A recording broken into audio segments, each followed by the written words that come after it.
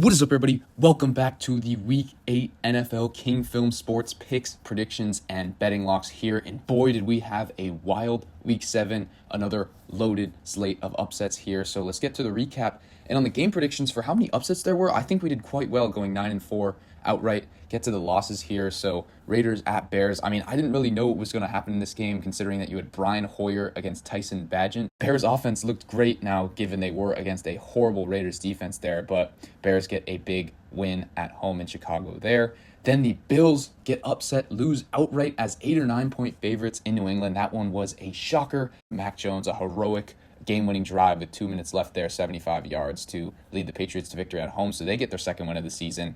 And then our lock of the week, which had been 5-1 to this point, I had the Chargers plus the 6 points against the Chiefs. I had them winning outright as well, and I stand by this pick. This was the value play in this game, but the Chargers just lacked execution the entire game. The coverage was just getting busted down the field. Kelsey and Mahomes went berserk in the first half. Mahomes was looking like he was going to set the all-time record for yards in a game. He had like 320 in the first half. They finally got a few stops in the second half, but then they didn't score in the second half at all. Only scored 17 points in the game. Herbert and that offense need to get right there. I know this Chiefs defense is decent this year, but you've got to play better in that divisional game. A must win if they're trying to win the AFC West. That was just disappointing there in the second half and down the stretch from the Chargers as they end up losing by 14 in that one. Then the Niners lost to the Vikings, and really I think the story of this game was the Niners defense just getting shredded by Kirk Cousins, and this is a Vikings team that didn't even have their number one weapon, Justin Jefferson, so that is very concerning for them. They actually did bow up in the red zone on the 1 yard line a couple times, so they kept the Vikings to some field goals. Also, Greg Joseph missed a PAT and an extra point there, so the Vikings only put up 22, but it could have been a lot worse, and then the Niners had some turnovers in their own right. Christian McCaffrey, big fumble in the red zone to start off the game, and then Purdy, the late 2 interceptions to seal it for Minnesota there. So now we get to our betting locks here, and reminder to please join the Discord, link in description, as we've been hitting big on these betting locks all year in college football and NFL, and especially in the MLB with the World Series coming up. You do not want to miss that there, as well as NBA and college basketball coming up. So if you're looking for some winning betting picks, join our Discord, link in description there. So the Week 7 recap here, we had Jags Saints under 41 in that Thursday night football game, and really this just came down to Trevor Lawrence not being injured at all. He played a great game there, and the Jags ended up scoring 34, almost covered the over themselves. So I should have just gone with the Jags outright money line, as I thought they would win, but I just wasn't confident in Lawrence's health there, but he turned out to be fine. Then Raiders-Bears under 38.5, and this one was a really bad beat as the Raiders threw a pick six late, and that got it to within 2 of the total there. So now we were at 36 points. And then the Raiders are calling timeouts, down 24 points with a backup quarterback to get the ball back. And they finally punch it into the end zone with under 2 minutes remaining to cover the over there. I mean, that one was horrible to hit the over there. That was just a classic under spot with 2 backup quarterbacks in Chicago. Then in that Lions-Ravens game, had Ravens -3. They easily covered the spread. I think they were up 35-0 at one point. Final score ended up being 38-6. I thought that one would be an easier clearance for the over, but the Lions just scored no points in Baltimore against that stingy defense. So the over actually barely hit. Then we had the Browns -1.5 against the Colts, and this one irks me. Sure, the Browns did get bailed out by the refs a lot, but if they're going to win, I need them to cover in that one, and they end up only winning by 1 point, so that was devastating there. But yeah, they probably did not deserve to win that game, as they got a few stimulus calls from the refs there, and Myles Garrett just went insane on that defense to cause some turnovers and some havoc there. Then we had the Falcons +3, Giants +3, both won outright in those games. Pretty ugly, low-scoring ones there. Then we also had the Commanders-Giants under 40.5. Then in the late slate, Steelers +3.5 hit as they went outright late comeback there in LA to beat the Rams. Then that Chargers play actually had 2 units on that +6.5. That's how confident I was, and just didn't end up covering there. Then we had the Packers-Broncos under 45, which hit easily. Then on Sunday Night Football, Eagles -2.5. Big bounce back performance against the Miami Dolphins there. They were just the physically superior team in that one. And then Monday night, tough, as we had the Niners -6.5. That one was really never going to hit after the tough start for the Niners. But I really think that over should have hit. There was just some poor execution in the red zone and some critical turnovers that held that one back in that one. So total, we were plus 0.3 units this week, which was quite disappointing considering I think I got unlucky on some bets there. For the season, up 7.6 units there. That is our 4th straight winning week, and game picks a strong 72-34 as well. So with that being said, let's get into the NFL Week 8 action here, and we've got a Thursday night game between 2 teams that desperately need a win at this point, and I'm going to take the Bills to win this one at home. The Bills, last 3 weeks, even that win against the Giants was just a bad performance by them. I expect them to get right here. I think it's actually good that they have a short week in this one. Do not dwell on that New England loss. Just be better. And Josh Allen, he's been up and down this season, very inconsistent. I think this one will be a high point for him against this Bucs defense. And you've just seen Baker Mayfield struggle against good defenses this year, and I think this one is a bad spot for him in Buffalo there. So give me the Bills to win big on Thursday night.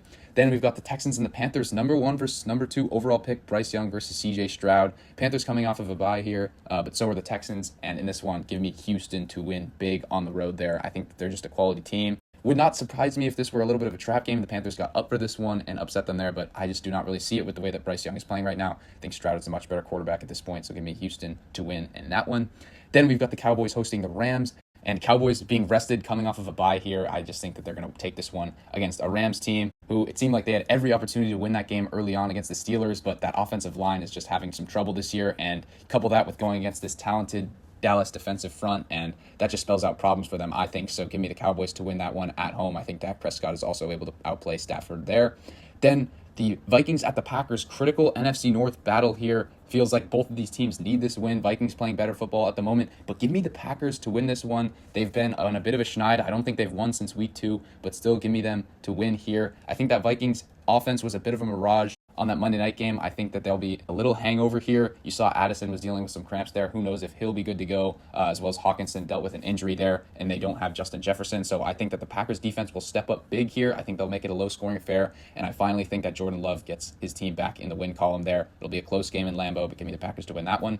Then similar close game here. Point spread is a 1.5 in Saints-Colts. Give me the Saints to win this one over the Colts there. Colts tough loss last week, and I think that one is going to bother them. And they're facing the Saints team who have had extra prep after that disappointing Thursday night loss, and I think that they need this one. Derek Carr has to play a lot better, and he knows it, and I think that he will against a lousy Colts defense there. There will be plenty of opportunities to move the ball and score downfield for the Saints, so I think that they will beat Indianapolis there on the road. Then we've got the Patriots at the Dolphins, and this one looks a little bit more interesting than it would have last week as the Patriots get a big upset win against the Bills and the Dolphins lose in Philadelphia. Still, give me the Dolphins to win this one. Mind you, they already beat New England on Sunday Night Football in week 2, but that one was pretty close at the end, only a 7-point margin. I think that we could be seeing something similar here. Remember that Tua and the Dolphins regressed a little bit as the season wore on last year. I think that something similar could happen this year again, but just I do not see the quality and the consistency of this Patriots offense showing out in this one. So give me Tua and the Dolphins to reign supreme in Miami there.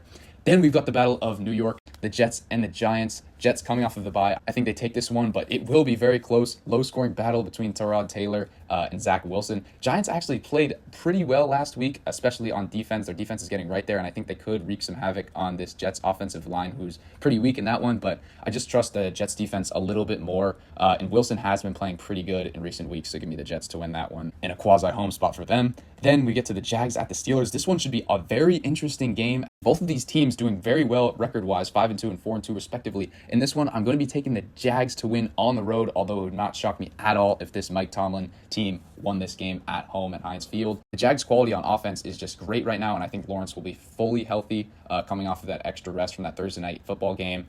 Calvin Ridley and those other weapons, Travis Etienne, have been very good for this team thus far, and I think that they will cause the Steelers defense some problems in that one. And ultimately, I just think that Kenny Pickett, although he has been decent in these second halves of games, I don't think it's going to be enough here against the Jags. I think they're going to have to score more than 24 points here, and I'm not sure that they're capable of doing that at this point. So give me Jacksonville to win in a close game on the road.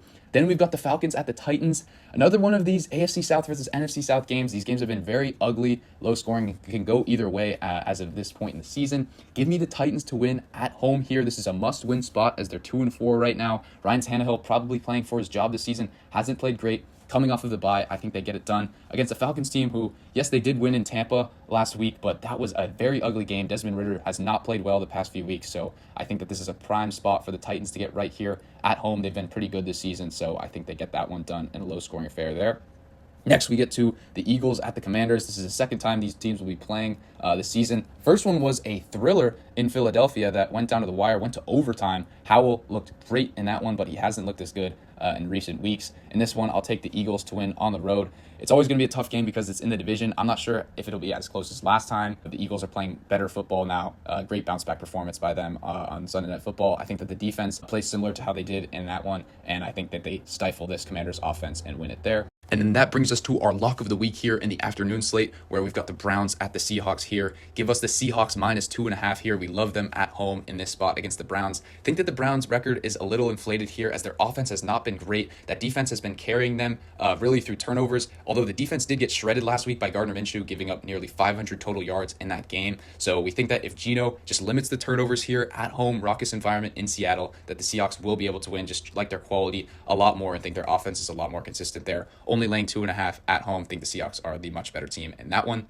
Next, we get to the Ravens at the Cardinals here. Think this one is a big Ravens win on the road here. Ravens have been one of the best teams in the NFL so far this season. Think this could be a sneaky spot for them. Trap game on the road, cross country in Arizona, but still just think that Lamar Jackson is so good that he will be able to carry them through that one there, even if times are tough. So give us the Ravens to win that one. Next, we've got an AFC West divisional battle. Saw these teams duke it out a couple weeks ago on primetime Thursday Night Football, and it was a very ugly showing for the Broncos offense.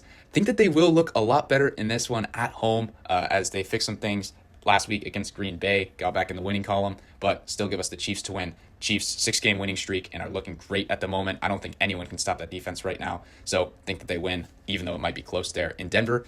Then we get to a great matchup in the afternoon window. Bengals coming off of bye 3-3, playing much better football, and the Niners 2-game losing streak after starting out 5-0. Give us the Niners to win this one at home, although it will be very close against this Joe Burrow offense. It's going to come down to that Niners defense bowing up, and I think that they will be able to. I also think that Purdy and that offense play a lot better in that one, so San Francisco wins at home there.